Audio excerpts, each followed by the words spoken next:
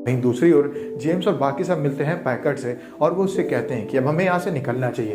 Packard उनसे कहता है कि अभी हम नहीं जा सकते हैं, हमें यहाँ से चैपमैन को ढूंढने के लिए जाना होगा। वो वेस्ट की ओर फंसा हुआ है। वेस्ट का नाम सुनते ही हैंक कहता है कि अगर तुम लोग वहाँ पे गए तो वहाँ के स्कल क्रॉलर्स तुम लोग को जान से मार देंगे, वहाँ पे जाना सरासर बेवकूफ़ी है, मेरी मानो यहाँ से वापस चलो। लेकिन पैकर्ड अपने क्रू मेंबर्स को छोड़ना नहीं चाहता था और वो हैंक की बात काट के वहाँ जाने का फैसला लेता है। जिसके बाद ये सब लोग वेस्ट की ओर जाने लगते हैं जहाँ पे लाशों का एक गुब्बार होता है और वहाँ अजीब तरीके की गैस उड़ रही होती है। इस जगह पे स्कल क्रॉलर्स और कॉन्ग की फैमिली की लड़ाई हुई होती है और वहाँ पे इन सबके कंकाल पड़े होते हैं।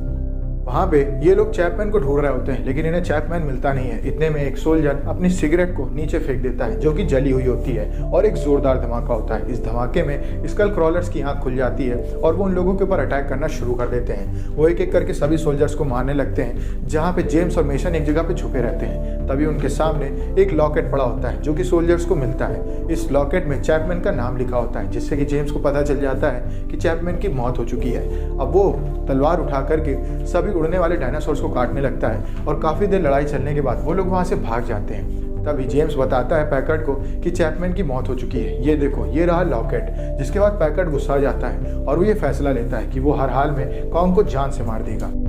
रात को मेसन और जेम्स एक जगह पे खड़े रहते हैं तभी उनके सामने कॉन्ग आ जाता है। शुरू में तो वो लोग घबराते हैं लेकिन इसके बाद वो लोग कॉन्ग को टच करने की कोशिश करते हैं और कॉन्ग उन्हें खुद को टच करने देता है। उन लोगों को एहसास हो जाता है कि कॉन्ग कहीं से भी गलत नहीं है और वो यहाँ के आदिवासियों का भगवान है। वो उन लोगों को स्कल क्रॉलर से बचा के रखता है। इतने में जंगल में आग लग जाती है और कॉन्ग वहाँ भागने लगता है लेकिन ये सब पैकर्ड का बिछाया हुआ एक जाल होता है। जैसे कॉन्ग पानी में घुसता है चारों तरफ आग और बढ़ जाती है और धुएं की वजह से कॉन्ग का दम घुटने लगता है और वो वहीं पे गिर के बेहोश हो जाता है। अब पैकर्ड उसे गोली मारने वाला होता है। इतने वहाँ पे जेम्स और मेसन आ जाते हैं कॉन्ग को बचाने के लिए। वो लोग पैकर्ड से कहते हैं कि अगर तुम इसे मार दोगे तो यहाँ के लोगों को कौन बचाएगा, ये काफ़ी अच्छा है और इसने इस वजह से तुम लोगों के ऊपर अटैक किया क्योंकि तुमने इसके जंगल पे हमला किया था। लेकिन पैकर्ड उसकी एक बात नहीं मानता है और वो उन लोगों से बहस करने लगता है। इतने में वहाँ पे एक जाइंट स्कल क्रॉलर आ जाता है और वो उन लोगों के ऊपर अटैक करना शुरू कर देता है। जिसके बाद वो सब लोग वहाँ से भाग जाते हैं लेकिन कॉन्ग के आगे पैकर्ड खड़ा रहता है। अब कॉन्ग की आँख खुलती है और वो अपनी मुट्ठी में पैकर्ड को दबा के वहीं पे ख़त्म कर देता है।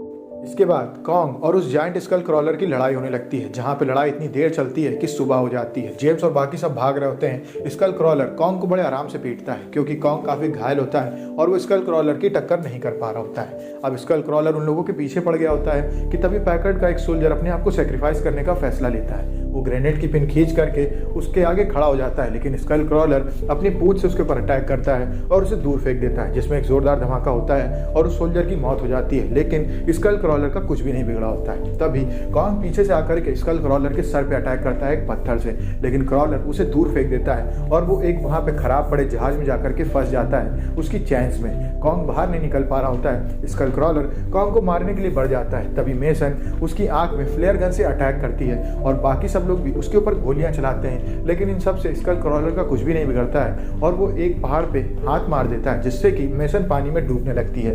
अब कॉन्ग निकलने की कोशिश कर रहा होता है लेकिन वो चैन्स में फंस गया होता है। तभी वो देखता है कि वहाँ पे एक पंखा लगा हुआ है जिसकी हेल्प से जहाज पानी में चला करते हैं। वो उसको निकाल करके स्कल क्रॉलर के ऊपर अटैक कर देता है और उसके सर को बीच से फाड़ के उसे वहीं पे गिरा देता है। इसके बाद वो पानी में हाथ डालता है मेसन को बाहर निकालने के लिए। इतने में स्कल क्रॉलर उसके ऊपर अटैक कर देता है और वो उसी हाथ को खा रहा होता है जिस हाथ में मेसन होती है। अब मजबूरन कॉन्ग को अपनी पूरी ताकत इस्तेमाल करनी पड़ती है क्योंकि वो नहीं चाहता था कि अगर वो पूरी ताकत इस्तेमाल करे तो मेसन की मौत भी हो सकती है। लेकिन यहाँ पे वो फंस गया होता है। इस वजह से अपनी ताकत का इस्तेमाल करके उस क्रॉलर की जवान पकड़ के उसे बाहर निकाल देता है और क्रॉलर की वहीं पे मौत हो जाती है। इसके बाद वो मेसन को जेम्स के हाथ में छोड़ देता है और वहाँ से चला जाता है। और इसके बाद हम देखते हैं कि हैंक वर्ल्ड वॉर 1 के बाद वर्ल्ड वॉर 2 के टाइम पे लगभग 30 साल बाद अपने घर में पहुंचे हैं पहली बार और ये मूवी यहीं पे खत्म हो जाती है। अगर आपको वीडियो अच्छी लगे तो वीडियो को लाइक करें, चैनल को सब्सक्राइब करें। मिलते हैं आपसे नेक्स्ट वीडियो में, तब तक के लिए stay safe, stay healthy, bye bye.